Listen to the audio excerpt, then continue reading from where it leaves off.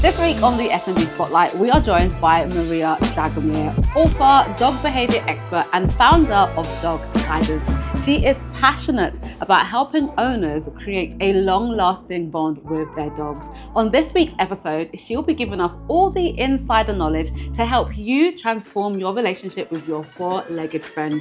Maria, welcome to the SMB Spotlight Show. Welcome to another episode of the SMB Spotlight Show. Today, I am joined by the amazing Maria Dragomir from DOGuidance, whose mission is to guide and empower dog enthusiasts. And we have a special guest today as well, a lovely dog, Mana. Maria, Mana, welcome.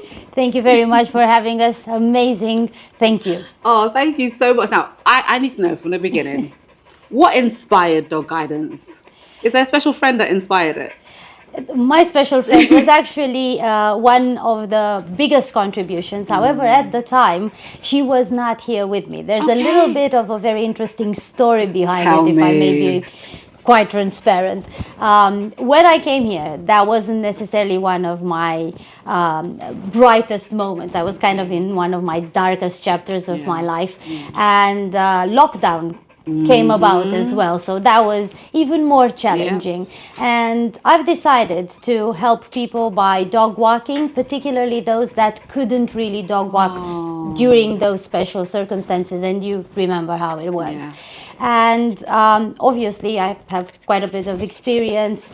If they were asking questions, I was seeing that their problem was not just dog walking related.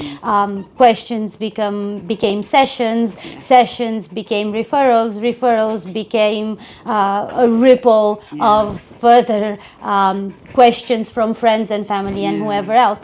Because the main thing that I've seen, everybody was actually looking for having a wonderful relationship with their dog, and it was really difficult back then.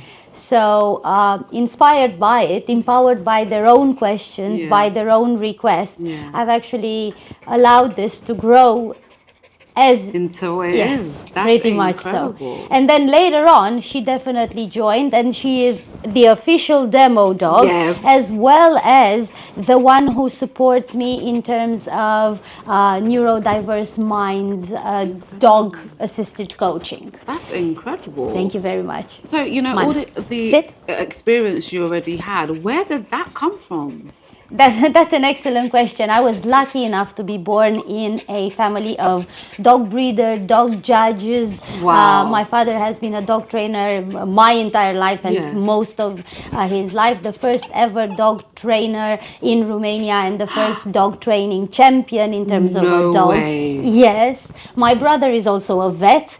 So I was lucky enough to be surrounded by 60 dogs at all times growing up. So that's quite an experience. However, if you don't have the understanding, which most people don't. No. But there are a lot of different kind of things that contribute, and I'm always saying this, there are different avenues up the mountain. There's not just one thing that would definitely make the situation, this is the only key that fits all locks. That doesn't really work. I love that. There's nuance. You know, just like with people, with dogs. Definitely, 100%. So guide me through what it would look like for a first-time client to come to you, because I know your ethos and your aim is to guide and help people have, you know, empowering and loving relationships with their dogs. What would it look like for a first-time client? Generally, for me to make sure that the services that I'm providing are actually services that suit their circumstances, I have to find out a little bit more. Because I have quite a set of services that were that came about based on different needs that I encountered throughout my experience within with DOGuidance within the UK. I have also been able to define different kind of services that would suit different kind of circumstances, because just like you've mentioned earlier, dogs are not the same, people are not the same, we all learn differently, and as a result we are going to have different needs. So the process, to answer your question, would actually look like we would have a discovery call, a brief hello and getting comfortable with each other. There would be online forms and interviews that will help me understand more about the specifics and will give the person enough time to remember, to write things, to maybe have some of their partners or children contribute to this as well and make sure that things are okay. And after that, we're going to have a follow-up. And depending on their needs from there, we can either guide to evaluation and then one-to-one training programs or online courses or just the exercise book, Lead Your Dog in Essence Interstellar Dust. If they are confident and they can deal with it on their own, they don't necessarily need me on a daily basis. Then you can have hybrid kind of that's really flexible. Thank you. I was hoping to be able to do that, simply because guidance isn't really much of guidance if it's not really accessible. Yeah, absolutely. What would you say are the most common things people say to you with regards to their relationships with their little friends?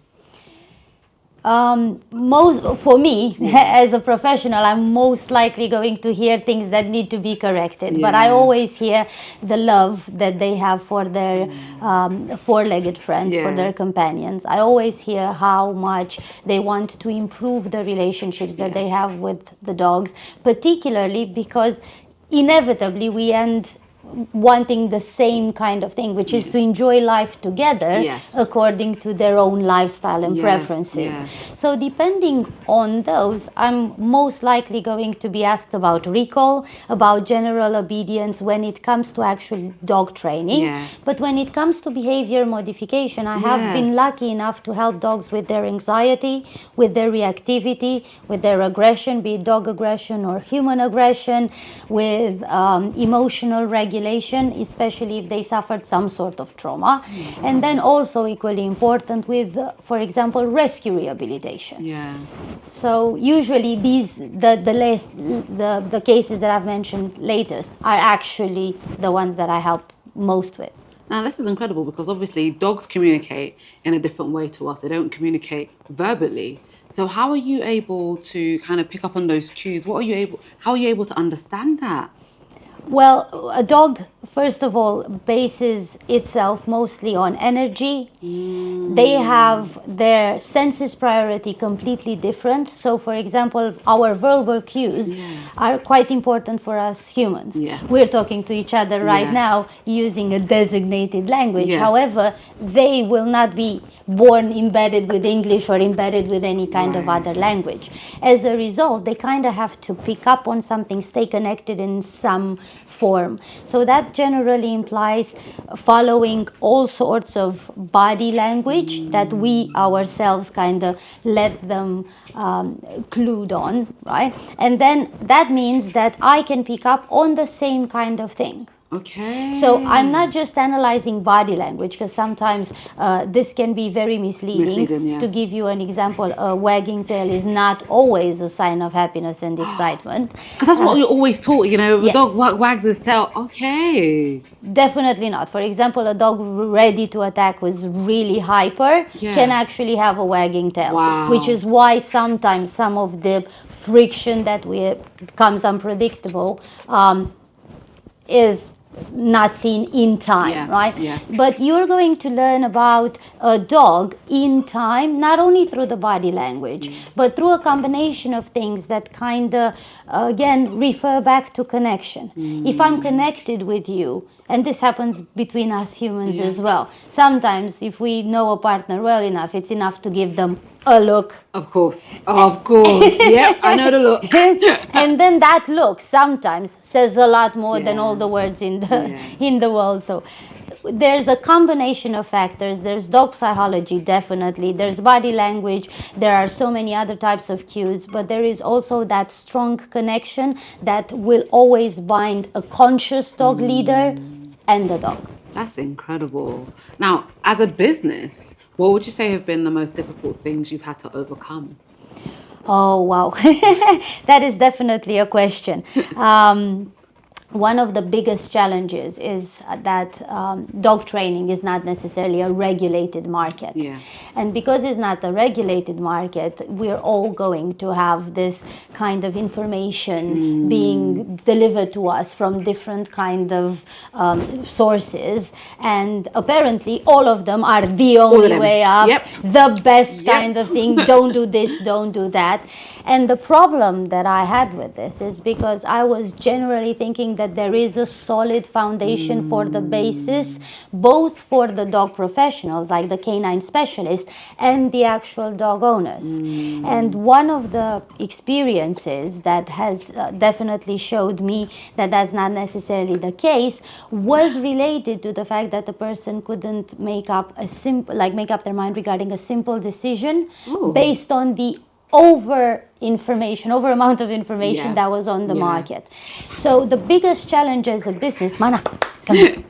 The biggest challenge as a business would definitely be the sifting of the potentially conflicting information and making sure that when I deliver these kind of pieces of knowledge, bits of knowledge, I'm actually going to help the person feel confident in the quality of the information. So as a result, it would be definitely very important to make sure that the materials that I have, the format in which I deliver them, so that in itself took, and is a continuous kind of work, took 5 years, and it's still ongoing. And I think this is the thing that Mana is so well behaved, you know. I'm honestly so impressed. Thank you very much. So how long have you had Mana? Mana, she was 8 years old, in June. Oh, Mana! In July. Sit. So what's it been like, Mana, you know, getting to know Mana and developing your relationship with her? Well, Mana came from my father's kennel, and she is a Jack Russell Terrier. Yeah. She is, as you can see, quite hyper. Yes. But I'm very blessed because she has a very balanced behavior. We had our periods, I was just mentioning lockdown a little bit earlier, and she has learned a lot of the things that she actually got to learn here as well. Mana, sit. Enough. Down. Wow. Enough. And that sound means it's time for the Marketing Minute, the segment where we spill the secrets behind the most iconic campaigns, creative strategies, and marketing moves shaping the world today. So let's dive in. Spotify Wrapped, turning data into viral marketing. So back in 2016, Spotify had a problem.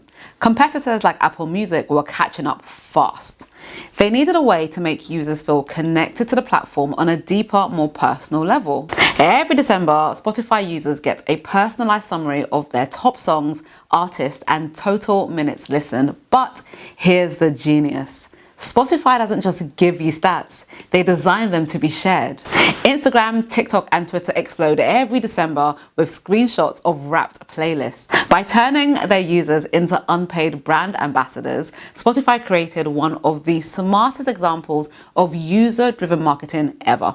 The results? In 2022 alone, over 120 million users engaged with Spotify Wrapped. The campaign trends worldwide every year without a single paid ad. Spotify's app downloads surge every December, regularly overtaking competitors. The genius behind the campaign? Personalization. Data made users feel seen, valued, and understood. Social proof. Millions sharing their Wrapped creates instant FOMO.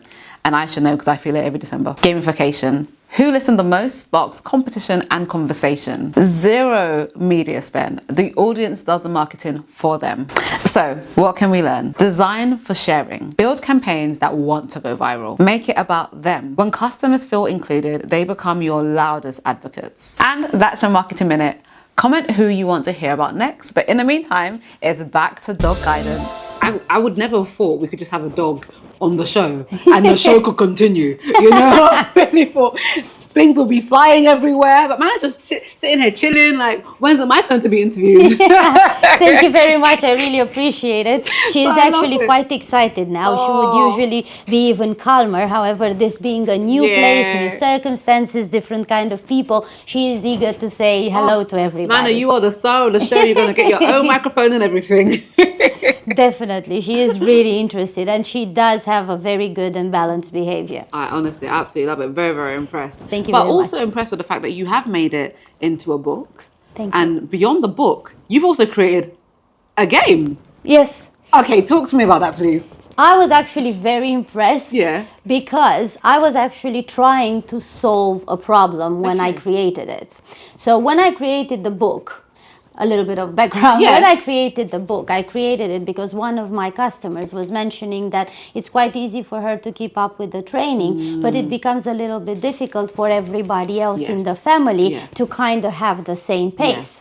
And I was like, it's simple. I got the solution. I'm creating the book. Give it's you the guide. exercise book. You can write there what you have done, what went well, what has to be improved, and then you can show it further. All is good. And I was very happy with that decision. Later on, she comes like, yes, but you know, it's quite difficult that after another day at work for my partner to just go over and say, yes, let me take it. I was like, I can see sense in that. So my head was trying to find a solution for how can we make it that everybody in the family wants to get involved. They can cooperate and also find common ground, because you know sometimes we have differences of opinion in the way regarding the way the dog has to be taken care of, and then also dedicate the time, find the time to work with the dog and make it fun. Yes. So I was like, okay, let me think, right? So I came up with this card game, which is the first of its kind. There's nothing like it on the market. Multi-user, multi-species dog training game. Wow. That actually gets to do dog training in an emotionally intelligent way, right? Now, this does so much more than this, because this actually develops conscious leadership. This actually develops the ability for people to start getting along with each other and find common ground. It develops observational skills, and it's particularly good for ND minds, neurodiverse mind. And that means that we don't only get to bond the human with the dog, but we get to bond the family, the pack, how I call them. So basically, with DOGuidance Gravity, we have fun. We divide the deck, and you have some cards, your own time, flexibility. You're going to get to work with your dog in your own time, without any pressure, without stress, without making it a chore, while everybody else gets to do the same. And in sharing those experiences with each other, we learn from each other.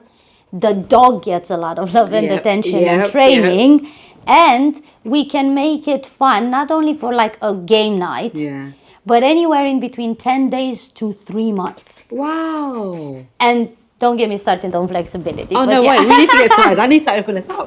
Now, please. I was going to say, why was it important for you to also include ND minds?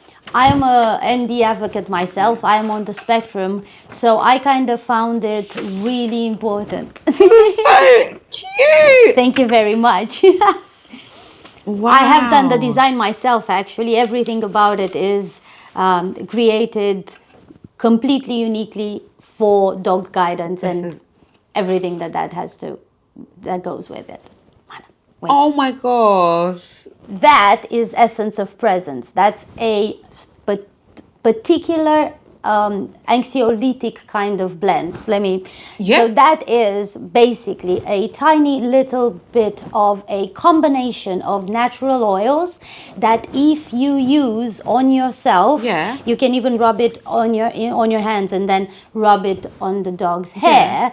It is designed by the natural oils that complete the blend altogether to calm down, to relax, to reduce stress. So essence of presence is actually what it's supposed to do. Honestly, this is just, I don't even want to, honestly, I love this. I honestly Thank you. Feel free to open it. You sure? Yes, please. Because that's the exact purpose of it.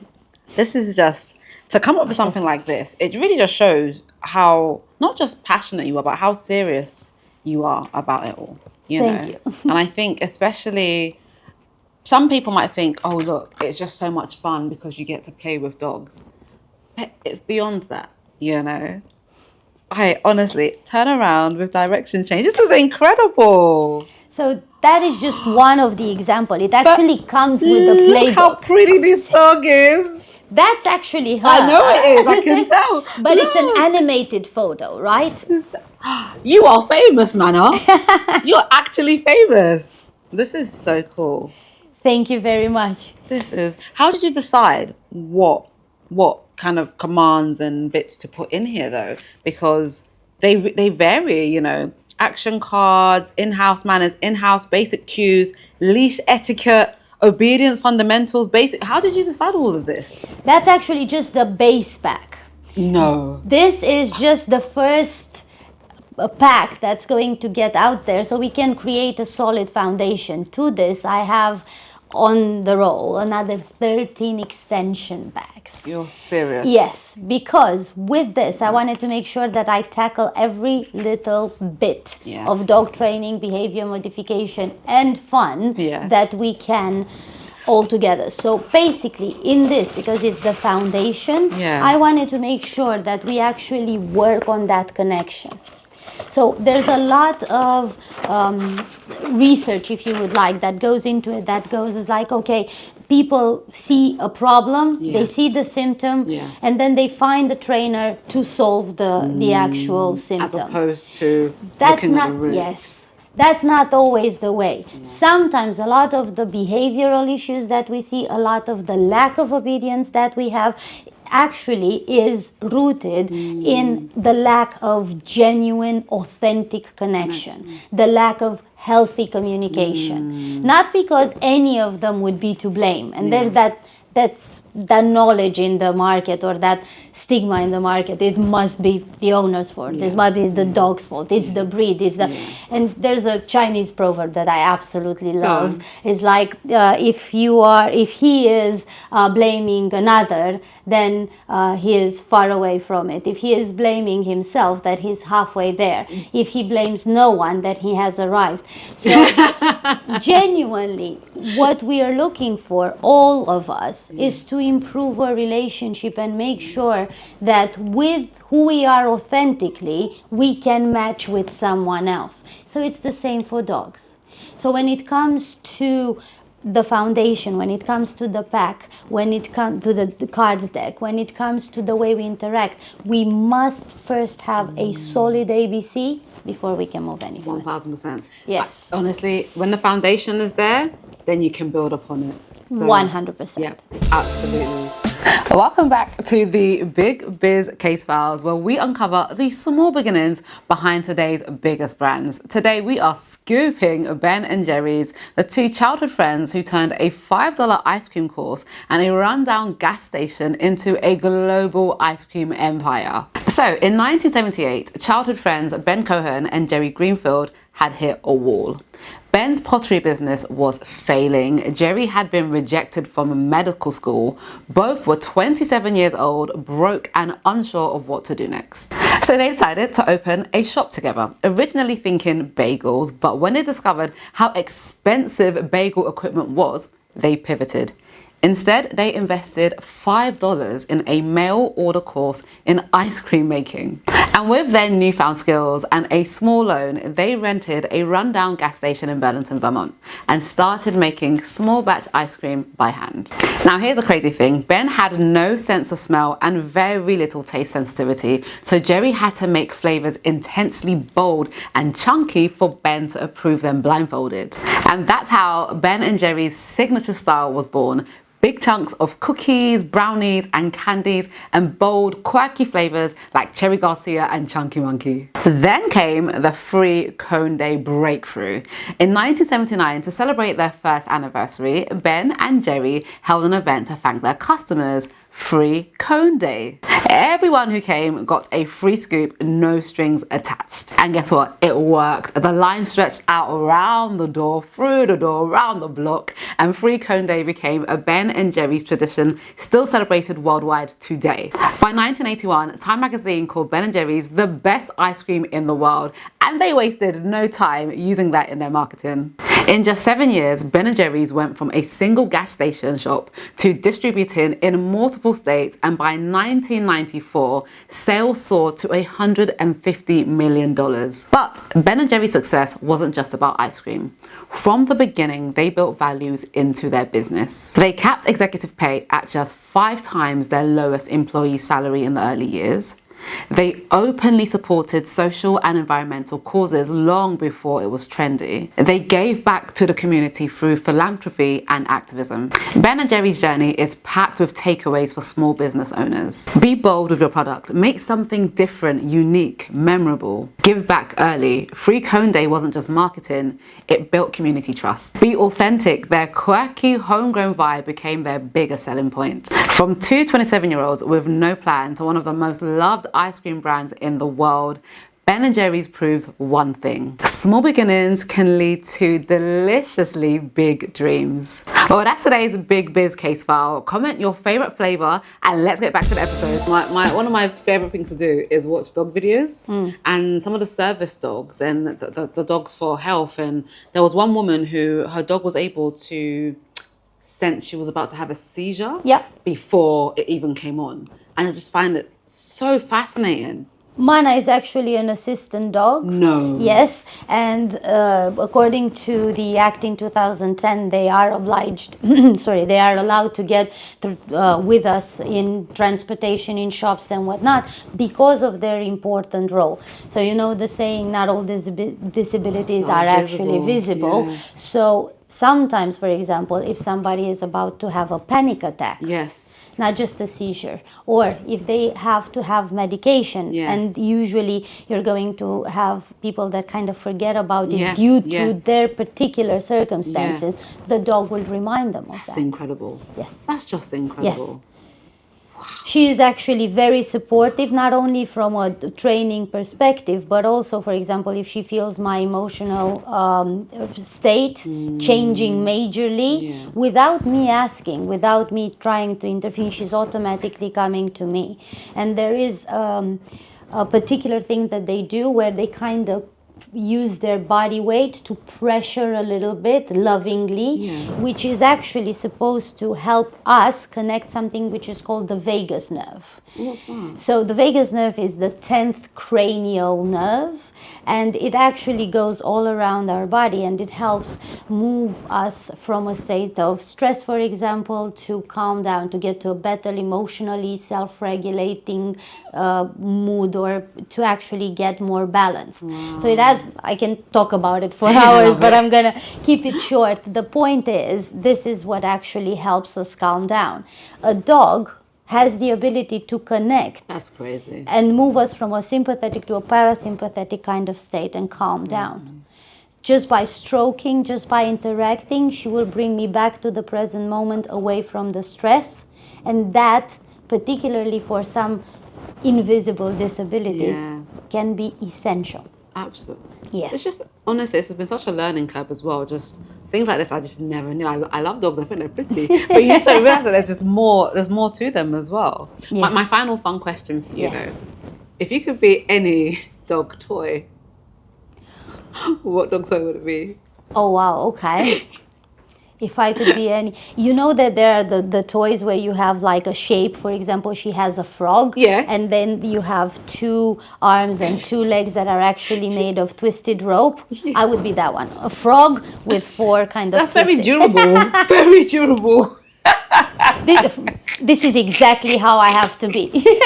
A dog trainer, a canine specialist, I have to be durable. You're a business owner, you have to be durable.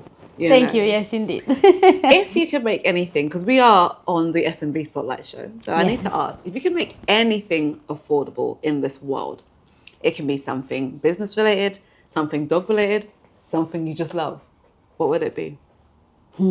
I love your questions. This is like, they get me motivated to like think of things from a different perspective, and they're challenging me in my business. That's awesome.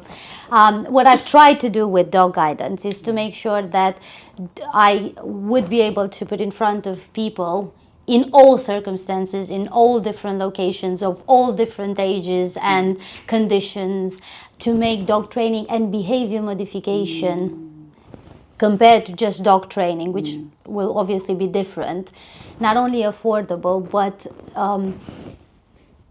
accessible from their perspective.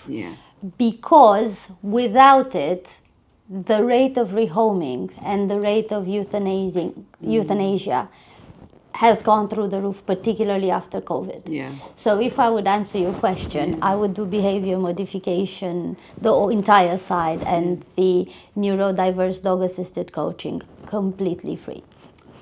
Honestly, 1000%. Because I think people forget dogs aren't just for Christmas. You know, and honestly, I spend a lot of my time. My husband only found out recently about my love for dog video. I swear to God, when he saw it, he was like, "What?" I was like, "Yeah, this is my secret habit." Because I just been watching loads of stuff and seeing how some are treated so poorly, and it just really breaks my heart. And seeing dogs from shelters, and oh my God, I'm just like, how can human beings treat? I know, but how can human beings treat people treat animals like this? Is when there's things that can be done. Yeah. You know? Sometimes lack of knowledge. Yeah. Sometimes lack of understanding per se, not just knowledge. Yeah. So it is a little bit different. What's your favorite breed? Sit. Okay, so I can never pronounce the name, but I can describe it for you. Yeah, go ahead. It's the white one that's very fluffy, Samoyed. but it's small. Oh, okay, Pomeranian. No, I think it's called Bichon Frise. Bichon Frise. Bichon Yes, Frise. That's my definitely. favorite dog. I think it's so cute. Absolutely lovely. I think they are so cute. Yes. So cute. And then one of my friends, I can't remember what breed this was, but she had a dog called Stout. And he started off as a real, I don't know what breed he was, but he ended up being really big. Oh, okay. So he started off really small. I remember he was licking my fingers with no teeth. He was biting with no teeth. I was like, oh, Stout, you're so cute, you're so cute. And then he got really, really big, but he always stayed really gentle. Yes. He was never aggressive. He was just a loyal, loving, big, it was just beautiful. But I can't remember what breed he was. But Bichon Frise. I'm not surprised at all. Usually it's the smaller one that have a little bit of a attitude. Yes, so it's like, okay, keep up. Make sure we're okay. I love it. Small but mighty. Yes, but they do have that attitude because they have to make sure that they are do. heard. Yes, and that they are safe to a degree as well. Because, other animals and other dogs may try and take advantage, but not of you, Manna. Not of you. Oh, no. She is very well balanced from this perspective. Actually, when I got her, she was this big. No. Yes, seriously. And I took her home like this. And I was like, okay, let's see how you navigate the home. So I put her down. It's like, okay, I'm giving you time to adjust. She picked up on a side of my backpack and started dragging along the living room. I was looking at it. She was like 3 times her size, going like, okay, you have some attitude. Yeah, we like some attitude. I went with her in the store. My father did warn me, don't buy her small toys for her size and age. And I was like, okay. I took her to the store, and she saw a bone that was this big, right? It's big at this stage for her now, right? You can't imagine she could barely get, and then she got next to it. Yep. She got glued to the floor, and she wouldn't leave unless I got her that. And obviously, I called my father, going like, yes, you were right. Indeed, you were right. And that Manna has was spoken. Yes. Manna has spoken. 100%, no other option. And she still does this. But I love it, and I feel like she suits you. Thank you. I can honestly, both of you. Like, she looked around as I said that as well. I love it. It's like both of you go together so nicely. But Maria, I do want to ask: is there any other small business that you'd like to shout out and just give a little spotlight to? I really think that in terms of everything that goes around, one of the most important things, for example, for me, as a business, particularly with having this desire of sharing some light on these kind of topics, I would say that generally marketing is one of the things that matters most, because visibility comes with it. So I would definitely like to say have a shout out for Affordable Socials, because definitely that would be a help for me, and it would definitely mean that I would get to be sending this message further to as many people as possible and across the time and space continuum. Listen, we love and appreciate you, so thank you so much. Now, finally, can you please let everyone know where they can find you, follow you, support you, book your services, see more of Manna? Thank you. A lot of what we do is on social media Yes. already. We have the Instagram that I absolutely love, which is DOG.U.I.dance, Yes. right? Dog guidance altogether. And you can easily find everything that you need on www.dogguidance.com. As you go in, you're going to have to choose your path, Yeah. whether you are a conscious leader or you are a canine specialist or you are a neurodiverse mind exploring how to get along with a different kind of set of circumstances. We can help with that. From there, you should be guided with everything that you need. That's incredible, Maria. Thank you so No, much. thank you. And I have to do this. Mana. Come on. Mana, come. Come. Go here. Come. Up, up. Up. Mana, up. Mana. Mana, up.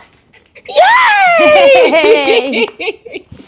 Thank you so much, Thank you Maria. very much. I really appreciate it. And the questions were absolutely interesting. Kept me on my toes. I appreciate that. I like it.